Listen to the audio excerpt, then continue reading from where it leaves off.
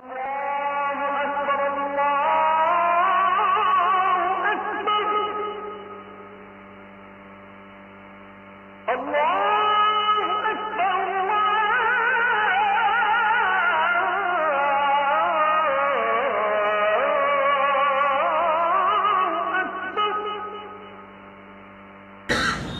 সুবহানাহু তাআলার এক আশ্চর্য সৃষ্টি হচ্ছে নফস, এবং আল্লাহ সুবহানাহু তাআলার এক আশ্চর্য সৃষ্টি হচ্ছে রূহ। মানুষ যখন মায়ের পেটে থাকে এবং মায়ের পেটে থাকা অবস্থায় শুক্রকীট থেকে তার সমগ্র শরীরের যে রূপান্তরগুলো সংঘটিত হয়, তথা দুনিয়াবী শক্তিকে কাজে লাগিয়ে দুনিয়ার আলো, বাতাস, খাবার, পানি ইত্যাদিকে কাজে লাগিয়ে তার শরীরের মধ্যে যে শক্তি সঞ্চার হয়, এই শক্তি সঞ্চারগুলোকেই এই পুরো শরীর, অঙ্গ প্রত্যঙ্গ, এই সব কিছুর মধ্যে স্বাভাবিক যে শক্তি আছে সেটি হচ্ছে নফস। নফস যেহেতু দুনিয়াতে এবং দুনিয়াবী জিনিস দিয়ে তৈরি, এই জন্য তার আকর্ষণ এবং তার আকৃষ্ট থাকে দুনিয়ার প্রতি। আর নির্ধারিত দিনে আল্লাহ সুবহানাহু তাআলার নির্ধারিত ফেরেশতা মানুষের ওই শরীরের মধ্যে যেই রূহ দিয়ে যায়, এই রূহ হচ্ছে নূরুন লতিফ, এক প্রকার সূক্ষ্ম নূর, যেটির মাধ্যমে মানুষের চিন্তা শক্তি এবং বোঝার শক্তি সে পায়, তার অনুভূতি শক্তি কাজ করা শুরু করে। এবং এই রূহ যখন থাকে না, তখন মানুষের এই অনুভূতি শক্তি কাজ করে না। যেমন রূহের সাথে মানুষের নফসের বা শরীরের যে সংক্ষিপ্ত বিচ্ছেদটা দুনিয়াতে ঘটে, সেটি ঘুমের সময় ঘটে, এবং ঘুমের সময় মানুষের সকল প্রকার চিন্তা শক্তি, চেতনা শক্তি, বুঝ শক্তি সব কিছু হারিয়ে যায়। কেননা ওই সময় মানুষের রূহ তার সাথে সেইভাবে সম্পৃক্ত থাকে না যেইভাবে জাগ্রত অবস্থায় সম্পৃক্ত থাকে, বরং হালকা হলেও এক প্রকারের বিচ্ছেদ ঘটে, আর মৃত্যুর মাধ্যমে সেই বিচ্ছেদটা স্থায়ী হয়ে যায়। তো আল্লাহ সুবহানাহু তাআলা রূহের ক্ষেত্রে বলেছেন, সুম্মা সাওয়াহু ওয়া নাফাখা ফীহি মির রূহিহি ফাজাআলাকুম তাসমাউনা ওয়া তুবসিরুনা ওয়া তাকিলুন। তিনি তোমাদেরকে সুন্দর করে সৃষ্টি করেছেন, সাজিয়েছেন, এবং তারপরে তাতে রূহ ফুঁকে দিয়েছেন। ফাজাআলাকুম তাসমাউন, এবং এই রূহ ফুঁকে দেওয়ার কারণেই তোমরা দেখার শক্তি পেয়েছো, শোনার শক্তি পেয়েছো এবং অনুভব করার শক্তি পেয়েছো। আর এই রূহ যতক্ষণ ফুঁকে দেওয়া হয় না, ততক্ষণ এই দৃষ্টি শক্তি, শ্রবণ শক্তি এবং অনুভব করার শক্তি মানুষ পায় না। আল্লাহ সুবহানাহু ওয়া তাআলা কোরআন মাজিদে বলেন, আল্লাহু ইয়াতাওয়াফাল আনফুসা হিনা মাউতিহা ওয়াল্লাতী লাম তামুত ফি মানামিহা ফায়ুমসিকুল্লাতী ক্বাদা আলাইহাল মাউত ওয়া ইউরসিলুল উখরা ইলা আজালিম মুসাম্মা। মানুষ যখন ঘুমায়, তখন আল্লাহ সুবহানাহু ওয়া তাআলা মানুষের রূহগুলোকে নিজের নিকটে নিয়ে যান, এবং যার যার মৃত্যু দিতে চান ঘুমের মধ্যেই তাদের রূহগুলোকে স্থায়ীভাবে আটকে দেওয়া হয়।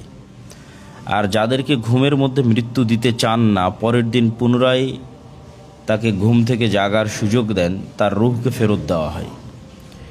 এই জন্য ঘুমানোর দোয়া এবং ঘুম থেকে উঠার দোয়ার সাথে জাগ্রত হওয়া বা আমাদের ভাষায় ঘুমানো, এটিকে সম্পৃক্ত করা নাই, বরং আল্লাহ সুবহানাহু ওয়া তাআলা সম্পৃক্ত করেছেন মৃতকে এবং জীবিত হওয়াকে। যে আল্লাহুম্মা বিইসমিকা আমুতু ওয়া আহইয়া, এই দোয়ার অর্থ এটা নয় যে আল্লাহ আমি আপনার নামে ঘুমাতে যাচ্ছি। এই দোয়ার অর্থ হচ্ছে আল্লাহ আমি আপনার নামে মরতে যাচ্ছি।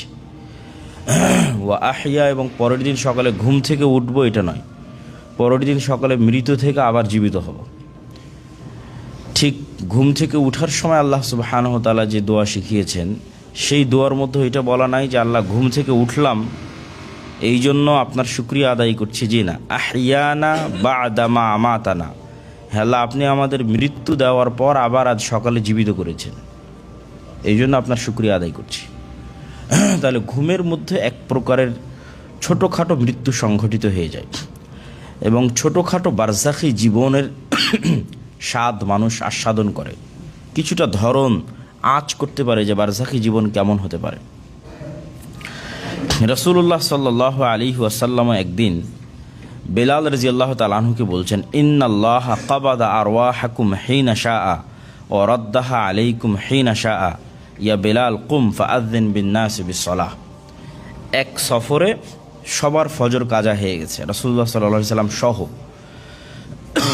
ওই দিন রাসূলুল্লাহ সাল্লাল্লাহু আলাইহি সাল্লাম এই বাক্যটা বলেছে যে, হে বেলাল, আল্লাহ আমাদের রূহকে কবজ করে নেয় ঘুমের মধ্যে, এবং যতক্ষণ আল্লাহর ইচ্ছা ততক্ষণ তিনি এটিকে কবজ অবস্থায় রাখে, এবং যখন আল্লাহ সুবহানাহু ওয়া তাআলা চান তখন আমাদের এই ঘুম থেকে পুনরায়, যে মৃত্যু থেকে যে পুনরায় জীবিত হচ্ছি, আল্লাহ সুবহানাহু ওয়া তাআলা তখন রূহকে ফেরত দিয়ে দেন।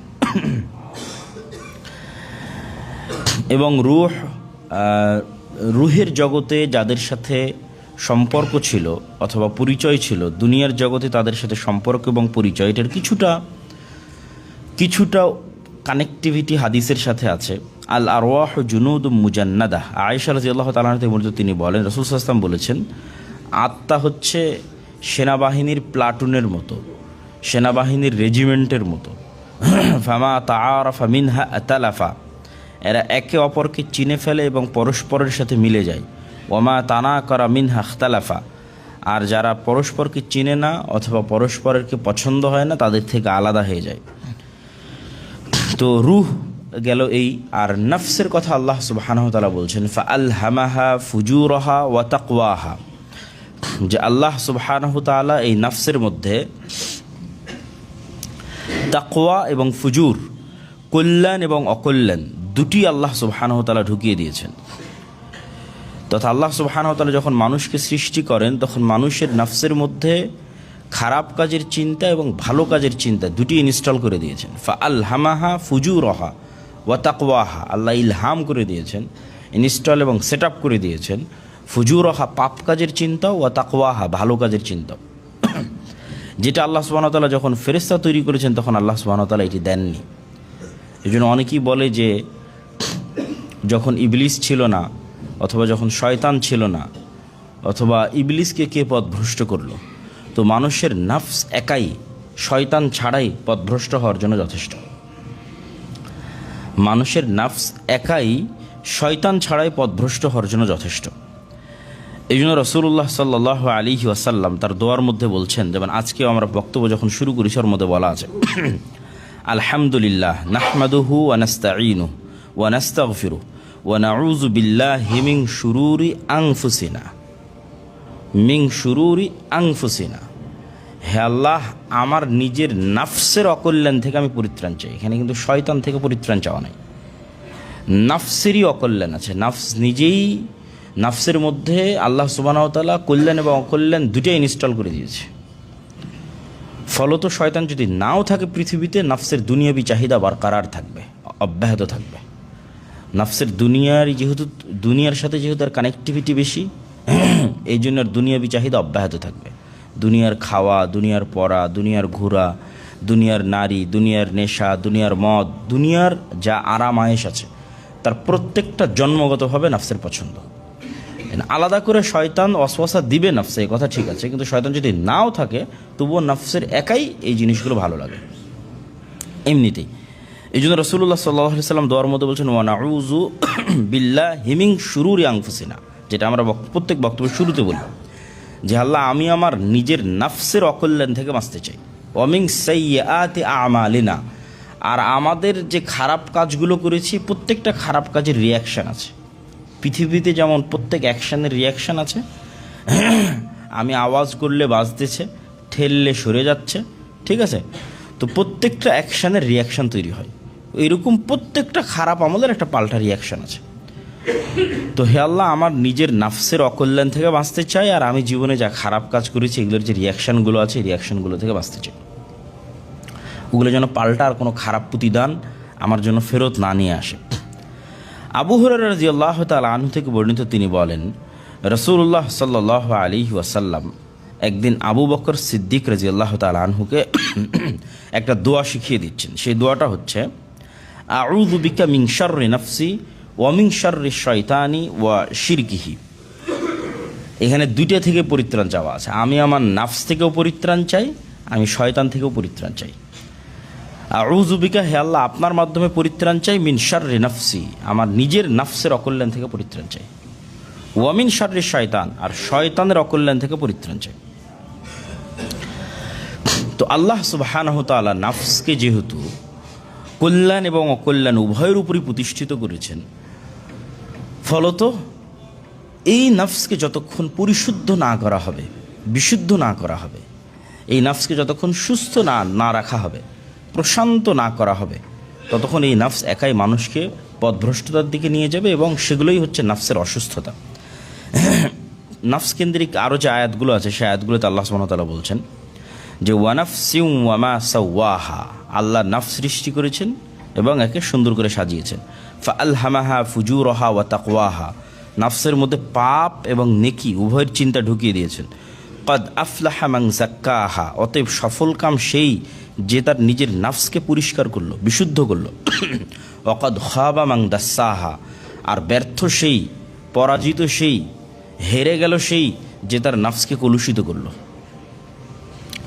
আল্লাহ সুবহানাহু ওয়া তাআলা বলেন কদ আফলাহা মান তাযাক্কা ওয়া যাকারা ইসমা রাব্বিহি ফাসাল্লা, সফল কাম সেই যে তার নিজের নাফসকে পরিষ্কার বিশুদ্ধ করেছে, যে তার নিজের নাফসকে তার নিজের কন্ট্রোলে রেখেছে। আল্লাহ সুবহানাহু ওয়া তাআলা আরেক আয়াতে বলেন ইত্তাখাযা ইলাহাহু হাওয়াহ, যে সমস্ত মানুষেরা নিজের নাফসকে নিজের ইলাহ বানিয়ে নিয়েছে, এরা ধ্বংস হয়ে গেছে। ইলাহ বানিয়ে নিয়েছে নিজের নাফসকে, তার মানে মন যা চায় সেটাই করে, না তার নাফসই তার ইলাহ। আর সেই নফসকে কন্ট্রোলে রাখতে চাইবে যে তা আল্লাহকে ইলাহ বানিয়েছে, যে আল্লাহ সুবহানাহু ওয়া তাআলা যেটা যেটা বলেছে আমি সেটা সেটা করবো, যেটা যেটা বলেনি সেটা সেটা করবো না। আর যে নফসকে ইলাহ বানিয়ে নিয়েছে সে বলবে আমার মনে যেটা চায় আমি সেটাই করব, তাহলে ও ধ্বংস হয়ে গেছে। আল্লাহ সুবহানাহু ওয়া তাআলা ইউসুফ আলাইহিস সালাতু ওয়াস সালামের ঘটনায় বলেন ওয়ামা উবাররিউ নাফসি ইন্নান নাফসা লাআম্মারাতুম বিসু, আমি আমার নাফসকে দায় মুক্ত করছি না, বরং আমার নাফস তো খারাপ কাজের আদেশকারী। নাফস নিজে খারাপ কাজের আদেশকারী। ইন্নান নাফসা লাআম্মারাতুম বিসু, নাফস হচ্ছে খারাপ কাজের আদেশকারী। ইল্লা মা রাহিমা রাব্বি, তবে যার উপর আল্লাহ সুবহানাহু ওয়া তাআলা দয়া করেছে তার বিষয়টা ভিন্ন। তাহলে এই আয়াতগুলো থেকে আমরা স্পষ্টভাবে বুঝতে পারলাম যে পৃথিবীতে যদি শয়তানের অস্তিত্ব নাও থাকে, তাহলে আল্লাহ সুবহানাহু ওয়া তাআলা নাফসের মধ্যে যে খারাপ কাজের যে শক্তি এবং যেই চিন্তা দিয়ে দিয়েছেন, ভালো কাজেরও চিন্তা দিয়েছেন, ভালো কাজেরও শক্তি এবং ক্ষমতা এবং ইচ্ছা দিয়েছেন। তো ওই খারাপ কাজের শক্তি এবং চিন্তাতে নাফস একাই মানুষকে পথভ্রষ্ট করে ফেলতে পারবে। এই জন্য মানুষকে যেমন শয়তান থেকে বাঁচতে হবে, ঠিক তেমন তার নিজের নাফস থেকে বাঁচতে হবে এবং নিজের নাফসের অকল্যাণ থেকে বাঁচার চেষ্টা করতে হবে। তো নাফসের কল্যাণ এবং অকল্যাণের উপর ভিত্তি করে মানুষের নাফসকে তিন ভাগে ভাগ করা হয়। মানুষের নাফসকে তিন ভাগে ভাগ করা হয়, আম্মারাহ, লাওয়ামাহ, মুতমাইন্নাহ। আম্মারা মানে হচ্ছে যেই নাফস সদা সর্বদা খারাপ কাজের আদেশ দেয় এবং ওই ব্যক্তিও সেই খারাপ কাজগুলো রিসিভ করে, মানে তার আদেশগুলো মেনে নেয়, তথা মনে যা চায় সেটাই করে, যেটা ওই আয়াতে বললাম নাফসি তার ইলাহ। এই নাফস হচ্ছে নাফসে আম্মারা। এই নাফসের কারণে মানুষের যে কলব আছে, যে কলবের মধ্যে রুহ নাফস থাকে, অদৃশ্য একটা পাত্রের মতো, একটা যদি আমরা গোলাকার একটা পাত্র কল্পনা করি, আল্লাহ সুবহানাহু ওয়া তাআলা কীভাবে রেখেছেন আল্লাহ সুবহানাহু ওয়া তাআলা ভালো জানে। আমরা যদি কল্পনা করি যে আমাদের বুকের মধ্যে, সদর সিনার মধ্যে একটা গোলাকার পাত্র আছে, যে গোলাকার পাত্রের মধ্যে রুহ এবং নাফস আছে, এবং যেখানে ফেরেশতা এবং শয়তান ফাংশন করতে পারে, অ্যাক্টিভেট থাকতে পারে। শরীরের অন্য অঙ্গ প্রত্যঙ্গ দিয়ে তো আর তারা যোগাযোগ করে না, বরং কলব দিয়েই যোগাযোগ করে। নাফসের মাধ্যমে শয়তান ওয়াসওয়াসা দেয়, রুহের মাধ্যমে ফেরেশতা ইলহাম দেয়। শয়তান এবং ফেরেশতার উপর অন্য যে বক্তব্যগুলোতে আমি বিস্তারিত আলোচনা করেছি, সেখানে এই টপিকে আরও বিস্তারিত আলোচনা আছে। তো মানুষের এই যে কলব, যখন মানুষ এই নাফসের কথাই শোনে এবং নাফসের অনুসরণই করে এবং নাফসকে তার ইলাহ বানিয়ে নেয়, তখন তার এই পুরো কলবে শয়তানের রাজত্ব প্রভাবিত হয়, শয়তানের রাজত্ব জারি হয় এবং শয়তানের কন্ট্রোলে থাকে। তখন প্রতিটা গুনাহ সমান দাগ পড়তে পড়তে পড়তে পড়তে পড়তে পড়তে এটা একটা অন্ধকারাচ্ছন্ন কালো কুচকুচে পাত্রে পরিণত হয়ে যায়। যেগুলোর বিস্তারিত হাদিস এবং আয়াত আমরা শুনব। আর নফসে লাওয়ামা, এই নফসটা হচ্ছে, আচ্ছা তার আগে নফসে মুতমাইনের আলোচনা করি। নফসে মুতমাইন্না ঠিক নফসে আম্মারার বিপরীত, তথা যেখানে নিজের নফসকে সে কন্ট্রোলে রেখেছে, সে নফসের কোনো কথা শোনে না, তথা নিজের মনের কোনো কথা শোনে না, সে সবসময় আল্লাহকে ইলাহ মনে করে আল্লাহ যা বলেছে সেটি করার চেষ্টা করে, এবং আল্লাহর সামনে নিজের নফসের ইচ্ছাকে আত্মসমর্পণ করে দিয়েছে। আসলামা ওয়াতাল্লাহু লিল জাবিন। ইব্রাহিমের মন চাচ্ছে সন্তানকে কেন জবাই করবে, আর ইসমাইলের মন চাচ্ছে আমি যদি বেঁচে থাকতাম, নফসের চাওয়া। কিন্তু এই দুইজনই নফসের চাওয়াকে কুরবানি দিয়ে দিয়েছে। আসলামা, ইসলাম গ্রহণ করে নিয়েছে, আত্মসমর্পণ করে দিয়েছে। ওয়াতাল্লাহু লিল জাবিন, ঘাড় এগিয়ে দিয়েছে, পিতা ছুরি নিয়ে প্রস্তুত হয়ে গেছে। ওখানে আসলামা, ইসলাম শব্দ ব্যবহার করেছে, তার নফসের চাওয়াকে আল্লাহর চাওয়ার সামনে সমর্পণ করে দিয়েছে। তো মুতমাইন্নাহ যারা, তাদের নফসের চাওয়াকে তারা আল্লাহ সুবহানাহু ওয়া তাআলার চাওয়ার সামনে এমনভাবে সম্পূর্ণ করে দিয়েছে যে এখানে ফেরেশতার রাজত্ব এবং আল্লাহ সুবহানাহু ওয়া তাআলার উলুহিয়াতের রাজত্ব এবং নূরের প্রভাব সবচেয়ে বেশি। ফলত এই নফসটা হচ্ছে নফসে মুতমাইন্নাহ। এবং এই নফসের কথাই অন্য আয়াতে বলা হয়েছে কলবে সালিম, তথা সুস্থ হৃদয়। আর আগেরটা যেটা বললাম ওইটা হচ্ছে মৃত হৃদয়। নফসে আম্মারার কারণে হৃদয় মারা যায়, মৃত্যুবরণ করে। হৃদয়ের জীবন এবং মৃত্যু আছে, এটাও আমরা দেখব কোরআনের আয়াত এবং হাদিস থেকে। আর নফসে মুতমাইন্নাহ জীবিত হৃদয়, স্বচ্ছ হৃদয়, পরিষ্কার হৃদয়। মধ্যে থাকলো নফসে লাওয়ামা, এটা হলো অসুস্থ। আমাদের বেশিরভাগের হচ্ছে অসুস্থ এবং আমাদের বেশিরভাগের হচ্ছে নফসে লাওয়ামা। খুব কম সংখ্যক মানুষের মুতমাইন্নাহ, আবার বর্তমান সমাজের অনেক মানুষের হচ্ছে নফসে আম্মারাহ। আর বেশিরভাগ যারা মোটামুটি টুকটাক সালাত আদায় করে, ঠিক আছে, টুকটাক দিনের পথে চলার চেষ্টা করে, তাদের বেশিরভাগের হচ্ছে অসুস্থ, তথা আদেশ দেয় আবার তিরস্কারও করে।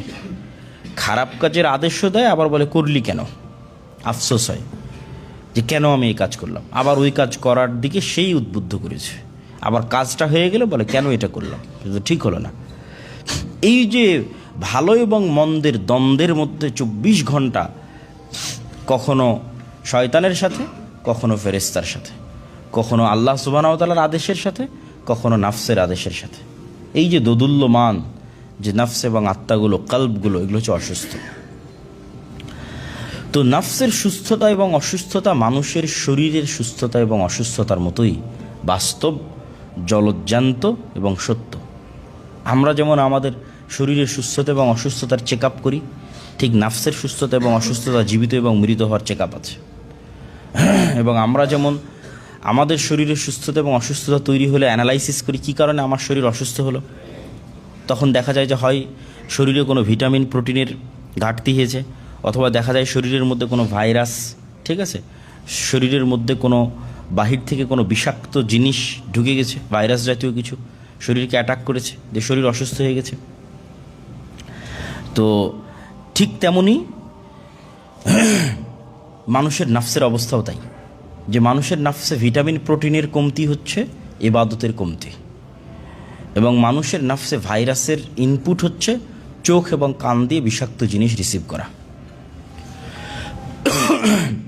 ঠিক যেমন ডায়াবেটিসের রোগী চিন্তা করবে যে না, আমাকে চিনি এবং কোলেস্ট্রল থেকে বেঁচে থাকতে হবে, কেননা চিনি এবং কোলেস্ট্রল তার শরীরের মধ্যে যেন সে পয়জন ঢোকাচ্ছে, ভাইরাস ঢোকাচ্ছে।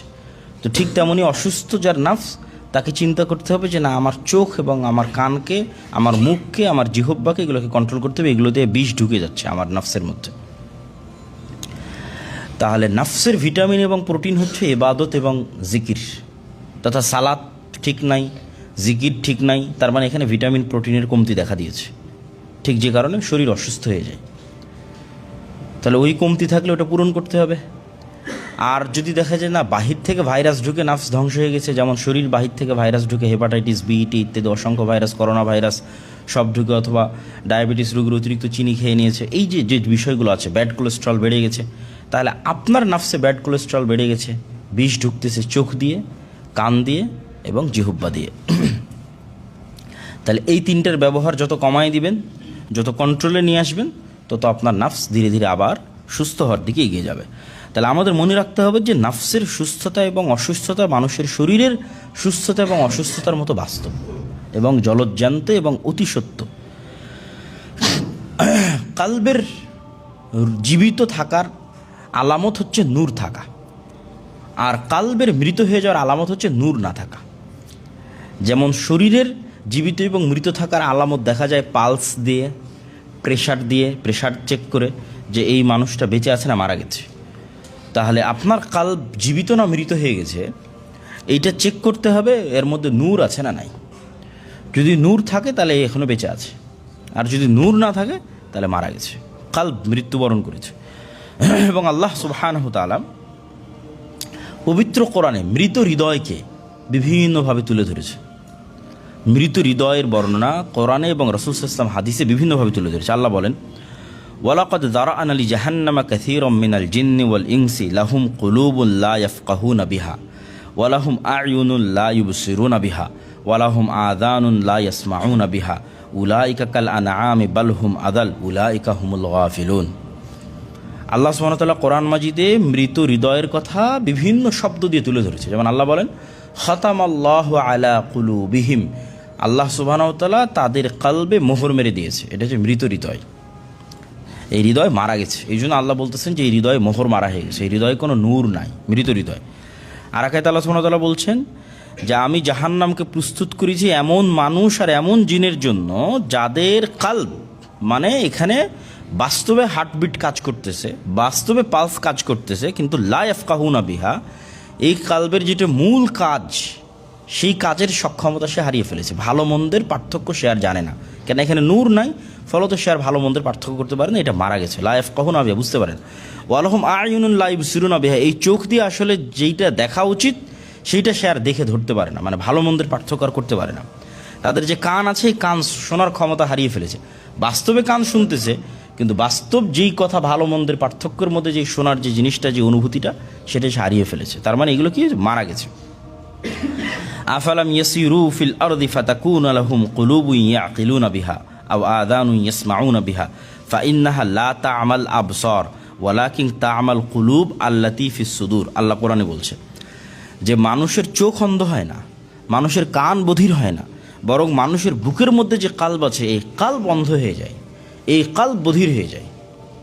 তথা ওকে যেই ভালো মন্দের পার্থক্য বুঝার যে ক্ষমতা দিয়ে সৃষ্টি করা হয়েছিল, রুহের যে নূর দিয়ে সে ভালো এবং মন্দের মধ্যে পার্থক্য করতে পারত, তার পাপ কাজের আধিক্যের কারণে, শয়তানের রাজত্ব প্রতিষ্ঠিত হওয়ার কারণে ওখান থেকে নূর এমনভাবে হারিয়ে গেছে, এমনভাবে সে মৃত্যুবরণ করেছে যে আর দেখার ক্ষমতা, মানে এটা এখন অন্ধ হয়ে গেছে, দেখার ক্ষমতা আর নাই, এর শোনার ক্ষমতা আর নাই, বধির হয়ে গেছে। আল্লাহ বলতেছেন কোরআনে যে লা তা'মাল আবসার, চোখ অন্ধ হয় না, ওয়ালাকিন তা'মাল কুলুব, বরং অন্তর অন্ধ হয়ে যায়, আল্লাতী ফিস সুদূর, যা তোমাদের বুকের মধ্যে আছে, এটা অন্ধ হয়ে গেছে।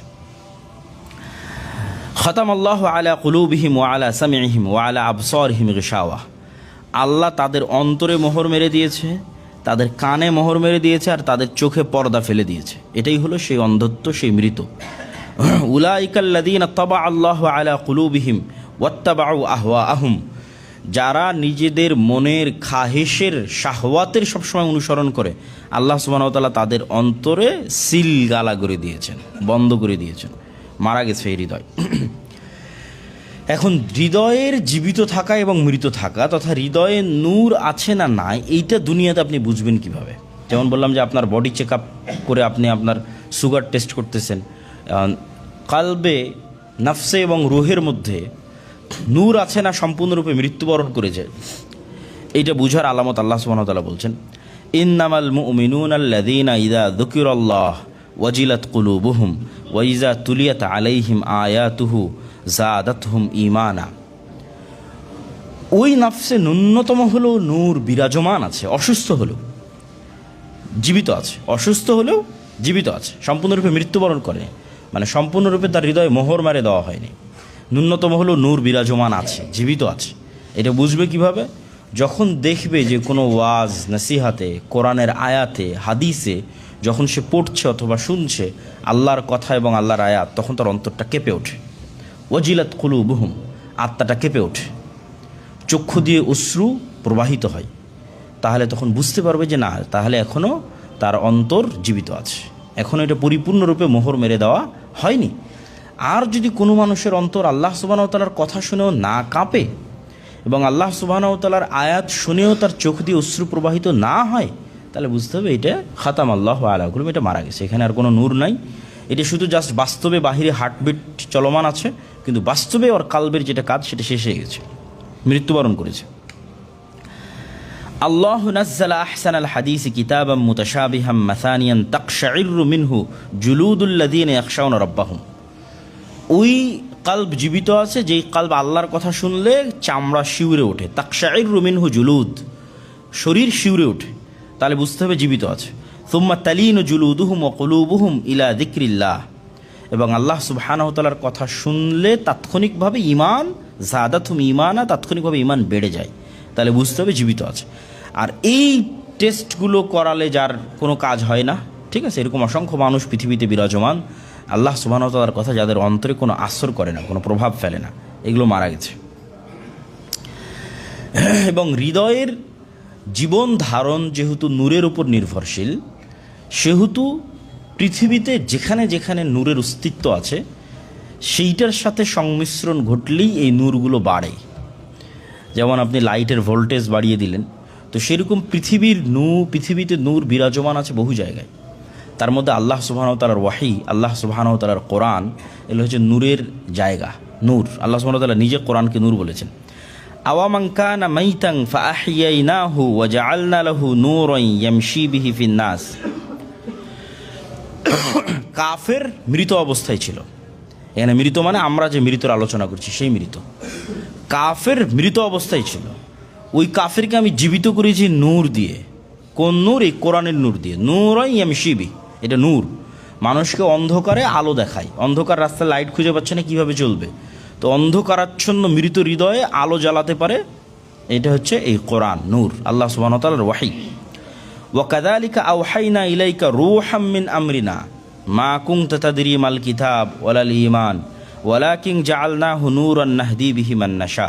হে আল্লাহর নবী, আপনি জানতেন না কিতাব কাকে বলে আর ঈমান কাকে বলে, কিন্তু আমি আল্লাহ এই কোরআনকে আপনার জন্য নূর বানিয়ে দিয়েছি, যেই নূর দিয়ে আমি মানুষকে পথ দেখাই, রাস্তা দেখাই, অন্ধকারের মধ্যে রাস্তা দেখাই।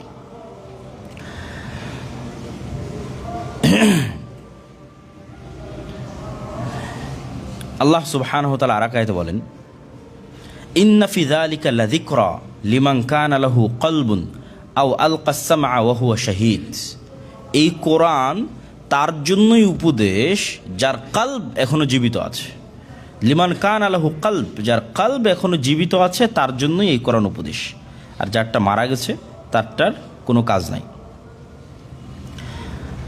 আল্লাহ সুবহানাহু ওয়া তাআলা আরেক আয়াতে বলেন, ইয়া আইয়ুহাল্লাযীনা আমানুস্তাজিবুল্লাহ ওয়ালির রাসূল ইযা দাআকুম লিমা ইউহয়িকুম ওয়া'লামু আন্নাল্লাহা ইয়াহুলু বাইনাল মারই ওয়া কলবিহি ওয়া আন্নাহু ইলাইহি তুহশারুন। হে ইমানদারগণ, তোমরা আল্লাহ এবং আল্লাহর রাসূলের ডাকে সাড়া দাও, কেন আল্লাহ এবং আল্লাহর রাসূলের ডাক তোমাদেরকে প্রকৃত জীবনের দিকে নিয়ে যায়। লিমা ইউহয়িকুম, যা তোমাদের কালবকে প্রকৃত জীবন দিবে, প্রকৃত হায়াত দিবে, প্রকৃত রূহ দিবে, ওইটার দিকেই কোরআন তোমাদের ডাকে, ওইটার দিকে আল্লাহ এবং আল্লাহ রাসূল তোমাকে ডাকে। মান আমিলা সালিহান মিন যাকারিন আও উনসা ওয়া হুয়া মুমিনুন ফালানুহয়িয়ান্নাহু হায়াতান তাইয়্যিবা ওয়া লানাজজিয়ান্নাহুম আজরাহুম বিআহসানি মা কানু ইয়ামালুন। যারা আল্লাহর উপর ঈমান আনয়ন করে, সে পুরুষ হোক এবং নারী হোক, এবং সৎ আমল করে, আমি আল্লাহ তাকে দুনিয়াতে হায়াতান তাইয়্যিবা, পবিত্র জীবন দিব। এই পবিত্র জীবনের ব্যাখ্যায় সকল মুফাসসির লিখেছে যে নফস এবং রুহের শান্তি, কলবের যে প্রশান্তি, কলবের যে জীবন, যে জীবনের কথা আমরা আলোচনা করছি, প্রচুর পরিমাণে নূর দেওয়ার মাধ্যমে যে জীবন দেওয়ার কথা আমরা আমাদের বক্তব্যে বলতেছি। তো যারা আল্লাহ সুবহানাহু ওয়া তাআলার প্রতি ঈমান আনয়ন করবে এবং সৎ আমল করবে, তাদের প্রতিদান দুইটা। এক, দুনিয়াতে তাদেরকে প্রকৃত জীবনের স্বাদ দেওয়া হবে, হায়াতান তাইয়্যিবা, যে জীবনটা হচ্ছে প্রশান্ত, অস্থির নয়, চিন্তাযুক্ত নয়, হতাশাযুক্ত নয়, ছটপট নয়, অত্যন্ত প্রশান্ত এবং অত্যন্ত আনন্দদায়ক এবং শান্তিদায়ক জীবন, কেননা তার রূহ এবং তার কলব নূরে পরিপূর্ণ, সেটা দেওয়া হবে। এবং মৃত্যুর পর ওয়ালানাজজিয়ান্নাহুম আজরাহুম বিআহসানি মা কানু ইয়ামালুন, আর মৃত্যুর পর উত্তম প্রতিদান দেওয়া হবে। তাহলে দুনিয়ার এই প্রকৃত জীবনকে আল্লাহ সুবহানাহু ওয়া তাআলা পবিত্র কোরআন মাজিদে হেদায়েতের সাথে, কোরআনের সাথে এবং আল্লাহ সুবহানাহু ওয়া তাআলার পথে চলার সাথে সম্পৃক্ত করেছেন।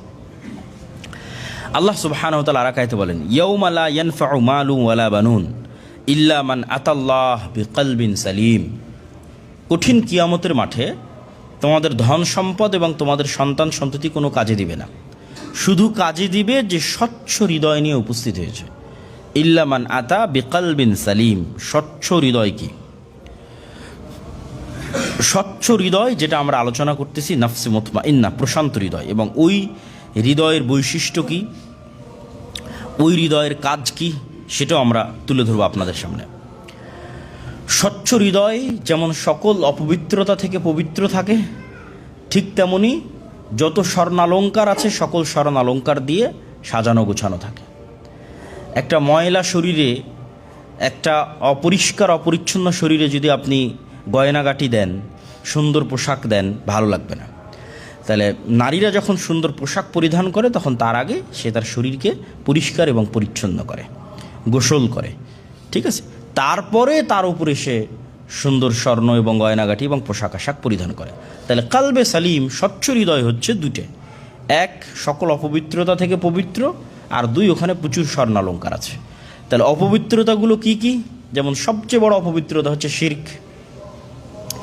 তাহলে কালবে সালিমের প্রথম বৈশিষ্ট্য হচ্ছে, স্বচ্ছ হৃদয়ের প্রথম বৈশিষ্ট্য হচ্ছে, প্রশান্ত হৃদয়ের প্রথম বৈশিষ্ট্য হচ্ছে সে তাওহীদে বিশ্বাসী। এবং কোনভাবে তাওহীদে বিশ্বাসী? আমরা শুধু যেইভাবে বুঝি সেইভাবে নয়। যেমন আমরা কিন্তু তাওহীদকে এতটুকুর মধ্যে সীমাবদ্ধ করে নিয়েছি যে ঠিক আছে, আমি তাবিজ লাগালাম না, আমি কবরে গেলাম না, আমি কবরের কাছে চাইলাম না, তাহলে আমি তাওহীদপন্থী। কিন্তু ঠিকই আমার অন্তরে টাকার নেশা আছে, ঠিকই আমার অন্তরে আর একজন নারীর নেশা আছে, ঠিকই আমার অন্তরে ক্ষমতা এবং মর্যাদার লোভ এবং নেশা আছে। তাহলে অন্তরের পবিত্রতা মানে, অন্তরে পূর্ণাঙ্গ তাওহীদ মানে সব কিছু আল্লাহ কেন্দ্রিক, সব কিছু। শুধু ওই দোয়া এবং ইবাদত নয়, শুধু দোয়া এবং ইবাদতে আপনি তাবিজ কবজ সেটা নয়, সব কিছু আপনার কাছে আল্লাহ সুবহানাহু তাআলার ভালোবাসার চাইতে, আল্লাহ সুবহানাহু তাআলার সাথে সম্পর্কের চাইতে এই নফস, এই কলব, এই রুহের কাছে আর কোনো কিছুই পৃথিবীতে প্রিয় নয়। সে তখন সকল কিছুর ঊর্ধ্বে উঠে যায়। সে দুনিয়ার ক্ষমতার মোহের ঊর্ধ্বে উঠে যায়, দুনিয়ার টাকার মোহের ঊর্ধ্বে উঠে যায়, দুনিয়ার মর্যাদার মোহের ঊর্ধ্বে উঠে যায়, আত্মীয় স্বজন, পাড়া প্রতিবেশী, স্ত্রী পুত্র, তাদের যে ভালোবাসা, সেটার টান, মনের টান, সেটার ঊর্ধ্বে উঠে যায়। আর ইবাদতের ক্ষেত্রে যেটা, সেটা তো বললাম, ওটা তো আমরা সহজেই বুঝি, সেটার ঊর্ধ্বে উঠে যায়। পরিপূর্ণরূপে এই কালবটা তখন পরিষ্কার, কোনো কিছুর প্রভাব এই কালবে আর নাই, দুনিয়াবি কোনো কিছুর প্রভাব নাই। সে তখন পরিপূর্ণরূপে আল্লাহ সুবহানাহু ওয়া তাআলার জন্য। এবার এর উপরে স্বর্ণালঙ্কার প্রতিষ্ঠিত হবে আমালে সালেহ, তথা তার সালাত, তার সিয়াম, তার জিকির, তার আজকার, এগুলো হচ্ছে তার সুন্দর কাপড় এবং সুন্দর স্বর্ণালঙ্কার, সুন্দর মেকআপ, যেটা দিয়ে সে এই কালবকে আরও সুন্দর করে সাজাবে। তাহলে স্বচ্ছ হৃদয়ের দুটো বৈশিষ্ট্য, একটা হচ্ছে সকল অপবিত্রতা থেকে পবিত্র, আর আরেকটা হচ্ছে স্বর্ণালঙ্কার দিয়ে সাজানো। তো সকল অপবিত্র থেকে পবিত্র মানে পরিপূর্ণরূপে তাওহীদ, শতভাগ তাওহীদ, মানে শুধু ইবাদতের ক্ষেত্রে নয়, সকল ক্ষেত্রে, জীবনের প্রত্যেক ক্ষেত্রে প্রাধান্য পায় আল্লাহ সুবহানাহু ওয়া তাআলার সন্তুষ্টি। ওয়া আম্মা মান তাগা ওয়া আসারাল হায়াতাদ দুনিয়া ফাইন্নাল জাহিমা হিয়াল মাওয়া। যারা দুনিয়ার জীবনকে প্রাধান্য দিয়েছে, যারা নিজের মনের চাওয়াকে প্রাধান্য দিয়েছে, তাদের থাকার জায়গা জাহান্নাম। ওয়া আম্মা মান খাফা মাকামা রাব্বিহি ওয়া নাহান নাফসা আনিল হাওয়া।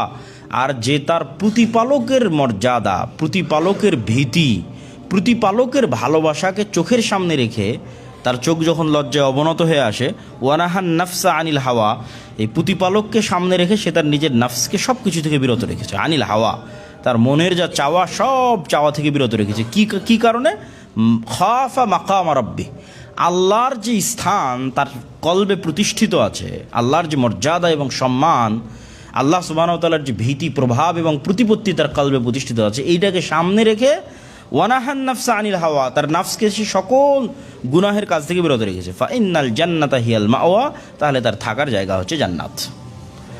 তাহলে যে ব্যক্তি তার নাফসকে ছেড়ে দিল, ইবনুল কাইয়িম রাহিমাহুল্লাহ বলছে যে মানুষ তার নাফসকে যত বেশি ছাড় দিবে, জাহান্নামে তার শরীর তত বড় হবে। জাহান্নামীদের যে শরীরের বড়র কথা আপনারা শেখ আব্দুর রাজ্জাক বিন ইউসুফের বক্তব্যে শুনেছেন, যে এক কাঁধ থেকে আর এক কাঁধের দূরত্ব এত, এক কান থেকে আর এক কানের দূরত্ব এত, চামড়ার মোটা এত, বিস্তর বিবরণ এর মধ্যেই মরণ একদিন আসবে বইয়ের মধ্যেও আছে এবং শেখ আব্দুর রাজ্জাক বিন ইউসুফের বক্তব্যেও আছে।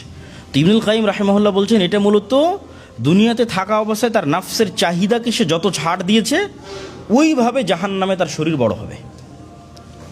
আর ওইটাকে সে যত সংকীর্ণ করে রেখেছে আল্লাহ সুবহানাহু ওয়া তাআলার ভয়ে, ওইভাবে সে জান্নাতে প্রবেশ করবে। ওয়া আম্মা মান খাফা মাকামা রাব্বিহি ওয়া নাহান নাফসা ফাইন্নাল জান্নাতা হিয়াল মাওয়া।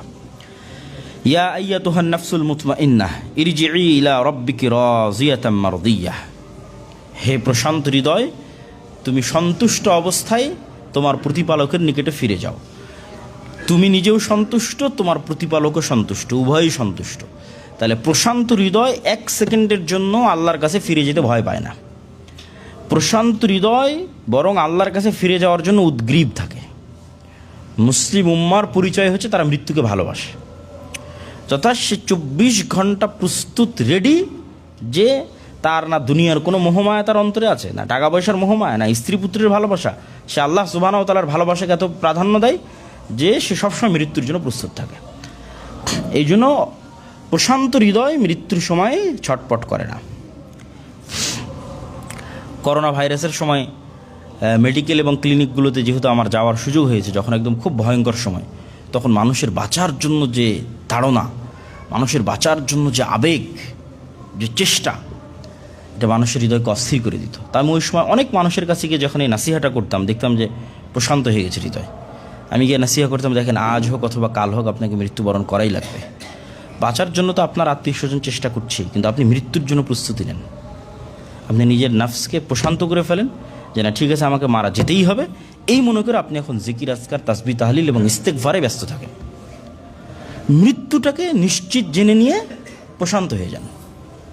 কেন এই জিনিসটা আমি করোনার সময় আমার দাদির মধ্যেও দেখেছিলাম, যে উনি মৃত্যুর জন্য প্রস্তুত ছিলেন, যে ওনাকে বাঁচার জন্য মেডিকেলে নিয়ে যাওয়া হোক, ক্লিনিকে নিয়ে যাওয়া হোক, আইসিইউতে নিয়ে যাওয়া হোক, অক্সিজেন দেওয়া হোক, সব অফ। ওনার যতক্ষণ হুঁশ ছিল, না দরকার নেই, আমার হায়াতের সময় শেষে এসেছে, আমাকে চলে যেতে হবে, অতএব এগুলো করে কষ্ট দিও না এবং নিজেরাও কষ্ট করো না। তাই এরকম প্রশান্ত হৃদয়ের মানুষেরা মৃত্যুর জন্য এবং আল্লাহর সাথে সাক্ষাতের জন্য ইয়াজুন্নুনা আন্নাহুম মুলাকুল্লাহ, তারা দৃঢ়ভাবে বিশ্বাস করে যে তারা তাদের প্রতিপালকের সাথে সাক্ষাৎ করবে, এই জন্য তারা প্রস্তুত থাকে।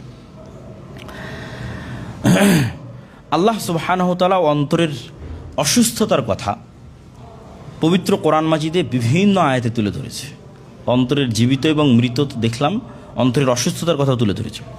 ফি কুলুবিহিম মারাদুন ফাযাদাহুমুল্লাহু মারাদা, তাদের অন্তরের রোগ আছে, আর আমি আল্লাহ এই রোগকে, অসুস্থতাকে আরও বাড়িয়ে দিয়েছি। তো অন্তরের এই অসুস্থতা পবিত্র কোরআন মাজিদের সকল আয়াতকে যদি আমরা সামনে রাখি, তাহলে দুই ভাগে ভাগ করা যায়। একটা হচ্ছে নেফাকির অসুস্থতা, আর একটা হচ্ছে অশ্লীলতার অসুস্থতা। যেমন অশ্লীলতার অসুস্থতার কথা আল্লাহ সুবহানাহু ওয়া তাআলা কোরআন মাজিদে বলছেন, ইয়া নিসা আন-নাবিয়্যি লাস্তুন্না কাআহাদিম মিনান নিসা ইনিত্তাকাইতুন্না ফালা তাখদা'না বিল কওল ফায়াতমাআল্লাযী ফি কলবিহি মারাদ। হে নবীর স্ত্রীরা, হে মুমিনের মায়েরা, আপনারা যখন মানুষদের সাথে কথা বলবেন তখন আপনাদের কণ্ঠকে নরম করিয়েন না। কেন আপনাদের কণ্ঠকে যদি নরম করেন, তাহলে যাদের অন্তরে অসুস্থতা আছে তাদের অসুস্থতা আরও বেড়ে যাবে। তাহলে অন্তরের একটা অসুস্থতা হচ্ছে অশ্লীলতার প্রতি টান এবং আগ্রহ, আর আরেকটা অসুস্থতা হচ্ছে নেফাকি, যেটা আল্লাহ সুবহানাহু ওয়া তাআলা মুনাফিকের ক্ষেত্রে বলেছেন, ইয ক্বালাল মুনাফিকুনা ওয়াল্লাযীনা ফি কুলুবিহিম মারাদ। মুনাফিকিরা যাদের অন্তরে অসুস্থতা আছে, তথা ঈমান নিয়ে তারা মানুষের সাথে ধোঁকার খেলায় মত্ত আছে। মিথ্যা কথা বলা, আমানতের খেয়ানত করা, ওয়াদা ভঙ্গ করা, যে দায়িত্বে আছে সেই দায়িত্বে সঠিকভাবে পালন না করা, সত্যবাদিতা এবং ন্যায়পরায়ণতার ঘাটতি করা, এগুলো সব হচ্ছে নেফাকি, মুনাফিকের আলামত। এই আত্মাগুলো অসুস্থ, এই আত্মাগুলো অসুস্থ আত্মা, যারা সামান্য একটা টাকার জন্য, সামান্য একটা পদের জন্য লবিং, লিয়াজু, ঠিক আছে, মনোনয়ন নেওয়ার জন্য এই লবিং, লিয়াজু করতে গিয়ে মিথ্যা বলা, দুর্নীতি করা, টাকার লেনদেন করা, ঠিক আছে, এই কাজগুলো যারা করে তারাও, তাদের আত্মাগুলো অসুস্থ। এই অসুস্থতাটা হচ্ছে নেফাকির অসুস্থতা। এই আত্মাগুলো পরিপূর্ণরূপে সুস্থ নয়। রাসূলুল্লাহ সাল্লাল্লাহু আলাইহি ওয়াসাল্লাম বলেন, আলা ইন্না ফিল জাসাদি মুদগাহ ইযা সলুহাত সলুহাল জাসাদু কুল্লু ওয়া ইযা ফাসাদাত ফাসাদাল জাসাদু কুল্লু আলা ওয়া হিয়াল কলব। তোমাদের এই পুরো শরীর, এগুলো হচ্ছে সেনাবাহিনীর এক একটা মেম্বার, আর এই সেনাবাহিনীর প্রধান সেনাপতি হচ্ছে এই কলব। এই হাতও সদস্য, সাধারণ সৈনিক, ঠিক আছে, এই কান, এই চোখ, এগুলো সব সদস্য, আর মূল প্রধান সেনাপতি হচ্ছে কলব, যেটা তোমাদের বুকে থাকে। এইটা যদি ঠিক হয়ে যায় তাহলে বাকি আর যে অঙ্গ প্রত্যঙ্গগুলো আছে, সাধারণ যারা সেনাবাহিনীর মেম্বার আছে, আর এমনি ঠিক হয়ে যাবে। আর যদি এটা ঠিক না হয় তাহলে বাকি অঙ্গ প্রত্যঙ্গগুলো ঠিক হবে না। হুযায়ফা রাদিয়াল্লাহু তাআলা থেকে পর্যন্ত তিনি বলেন, রাসূল সাল্লাল্লাহু আলাইহি ওয়াসাল্লাম বলেছেন, তু'রাজুল ফিতানু আলাল কুলুব কাল হাসির উদান উদান। মানুষের এই কালবের উপরে বিভিন্ন রকমের শাহওয়াত, মনের চাওয়া এবং ফিতনা পেশ করতে থাকা হয় একটার পর একটা। ফাআইয়ু কলবিন উশরিবাহা নুকিতা ফিহি নুকতাতান সাউদা। প্রত্যেক যেই কালব এটা পান করে নেয়, তথা এই যে তার অন্তরে যে শাহওয়াত এবং তার চাওয়াটা আসলো, এই চাওয়াটাকে সে গ্রহণ করে নেয়, তো প্রত্যেক এই চাওয়া গ্রহণ করলে তার কালবের মধ্যে একটা করে কালো দাগ পড়ে যায়। এবং এই দাগ পড়তে পড়তে পড়তে পড়তে এমন রকম হয়ে যায় যে কালকুজি মুজখিয়ান লা ইয়ারিফু মারুফান ওয়ালা ইনকুরু মুনকারান। একটা পাতিল যখন রান্না করা হয়, বিশেষ করে খড়ির চুলাতে, ওই পাতিলটা উল্টিয়ে দিলে তার তলা যেরকম কালো হয়ে যায়, এই নাফসটা তেমন কালো হয়ে যায়। আর ইস্তেগফার এবং তওবা যদি করে মানুষ, কোনো পাপ করার পরে সাথে সাথে যদি ইস্তেগফার তওবা করে, তাহলে ওই কালো দাগটা আবার মিটে যায়। আর ইস্তেগফার এবং তওবা না করে যদি পাপ বাড়তেই থাকে তাহলে এরকম পরিণত হয়ে যায়। সম্মানিত উপস্থিতি, রাসূলুল্লাহ সাল্লাল্লাহু আলাইহি ওয়াসাল্লামের এই আল্লাহ সুবহানাহু ওয়া তাআলার আয়াত এবং এই হাদিস, এগুলো সামনে রেখে আর দুইটা হাদিস বলে আমার বক্তব্যের শেষের দিকে চলে যাব, যেটা আত্মার পবিত্রতা এবং বিশুদ্ধতার একটা ফজিলত তুলে ধরবে আপনাদের সামনে। আনাস রাদিয়াল্লাহু তাআলা থেকে বর্ণিত, তিনি বলেন, কুন্না ইয়াওমান জুলুসান ইনদা রাসূলিল্লাহি সাল্লাল্লাহু আলাইহি ওয়াসাল্লাম। একদিন আমরা এরকম রাসূল সাল্লাল্লাহু আলাইহি ওয়াসাল্লামের নিকটে বসেছিলাম। ইয়াত্তালিউ আলাইকুম আল আন মিন হাদাল ফাজর রাজুলুম মিন আহলিল জান্নাহ। আল্লাহর নবী বললেন, এখনই একজন মানুষ তোমাদের সামনে আসবে দরজা দিয়ে, যে আসলে জান্নাতের অধিবাসী, যে জান্নাতের মানুষ।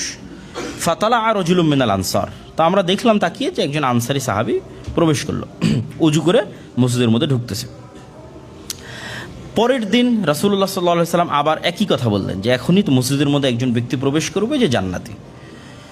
আবার ওই ব্যক্তি, ওই আনসারি সাহাবী প্রবেশ করলো মসজিদের মধ্যে। তৃতীয় দিনও রাসূলুল্লাহ সাল্লাল্লাহু আলাইহি ওয়াসাল্লাম একই কথা বললেন, আবার ওই আনসারি সাহাবী প্রবেশ করলো। তো আব্দুল্লাহ ইবনে আমর ইবনে আল-আস, তার মনের মধ্যে প্রশ্ন জাগলো যে রাসূল সাল্লাল্লাহু আলাইহি ওয়াসাল্লাম 3 দিন এই একই সাহাবীর ক্ষেত্রে জান্নাতের সুসংবাদ দিলেন, এই লোক করে কি, এটা আমি একটু যাচাই করব।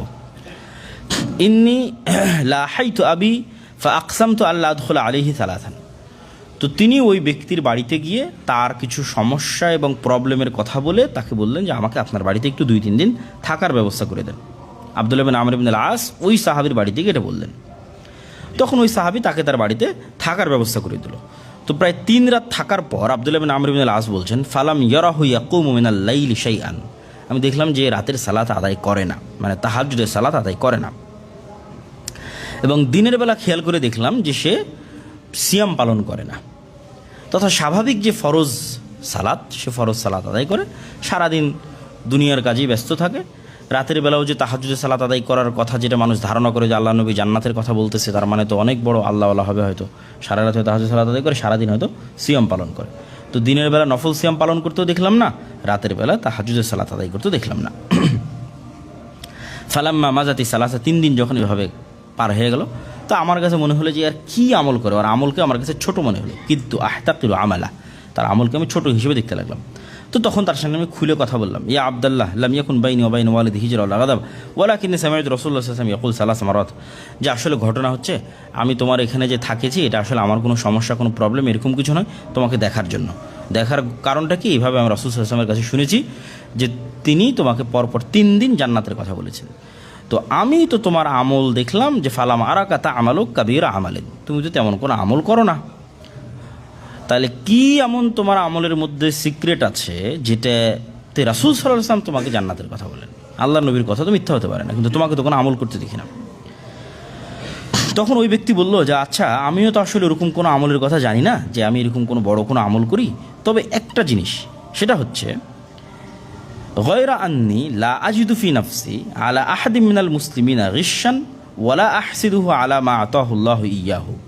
যে আমি প্রতিদিন যখন ঘুমাতে যাই, তখন আমার নাফসে পৃথিবীর কোনো মুসলমানের জন্য কোনো হিংসা, কোনো রাগ, কোনো দুঃখ, কোনো কষ্ট, কোনো অভিমান রেখে আমি ঘুমাতে যাই না।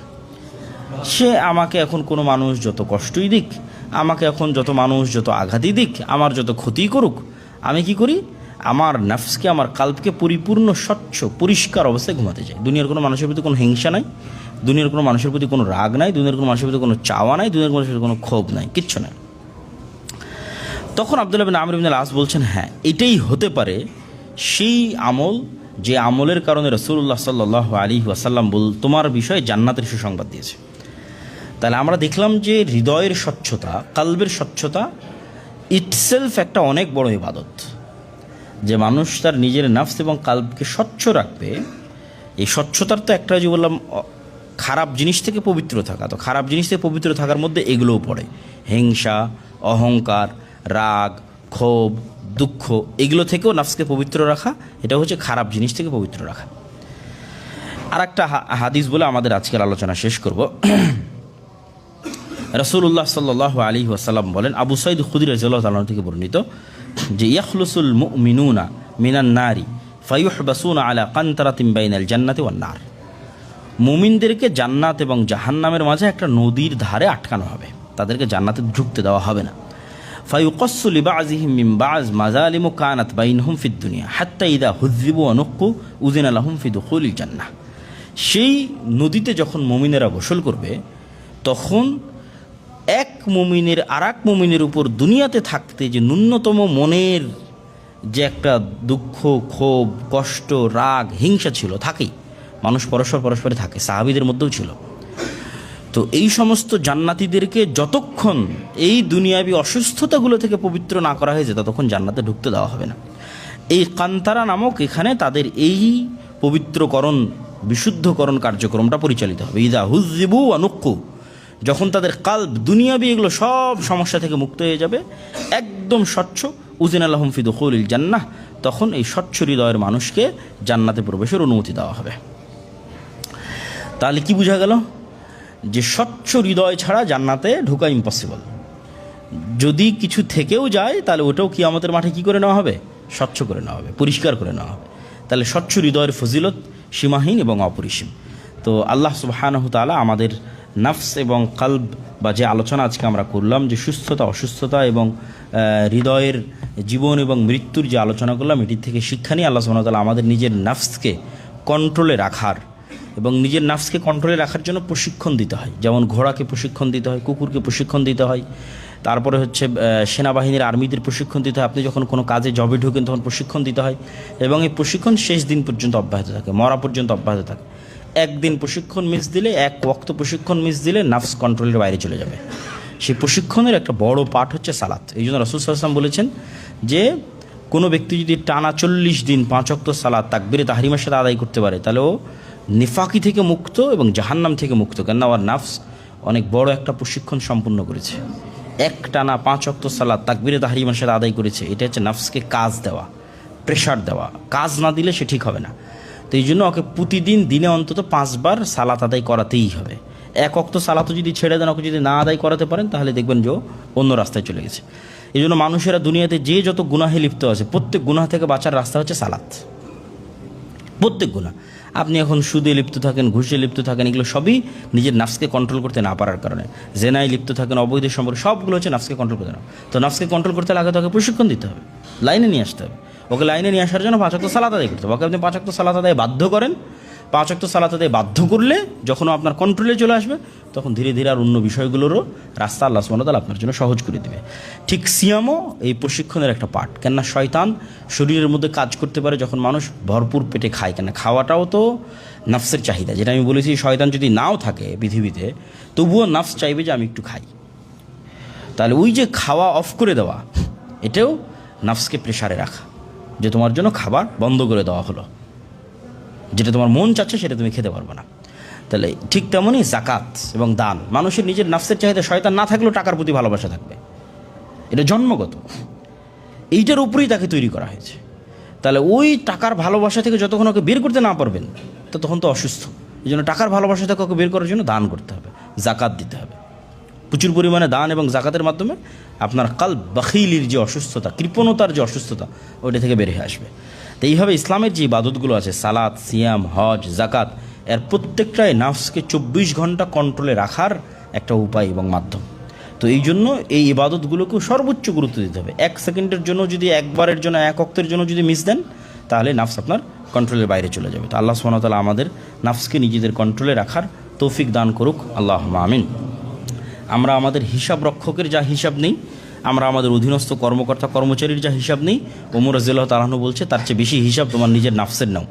কেন তুমি যে পার্টনারের সাথে শেয়ারে ব্যবসা করো, তোমার অধীনস্থ কর্মচারী যে হিসাব রক্ষক আছে, এরা তোমাকে যতটুকু ধোকা দিতে পারবে, আল্লাহ আল্লাহর কসম তোমার নিজের নাফস তোমাকে তার চেয়ে বেশি ধোকা দেবে। তুমি ধরতেই পারবে না যে কখন তোমাকে ধোকা দিয়ে দিয়েছে।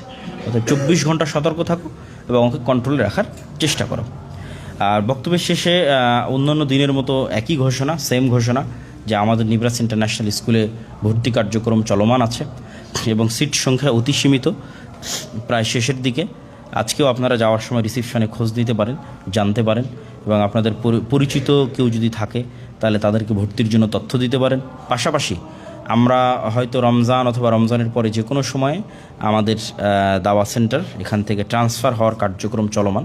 আমাদের মিরপুর 11 তে মেট্রো স্টেশনের পাশে, সেখানে আমরা একটা পুরো বিল্ডিং নিয়েছি, যাতে আমাদের সালাত আদায় সহ সার্বিক কার্যক্রম পরিচালনায়, জায়গা সংকলন সহ কোনো কিছুতেই কোনো সমস্যা না হয়। তো সে বিষয়ে আপনাদের সার্বিক সহযোগিতা এবং আপনাদের সকলের দোয়া কামনা করি। আল্লাহ সুবহানাহু ওয়া তাআলা আমাদের সকলকে কবুল করুক। আল্লাহুম্মা আমিন।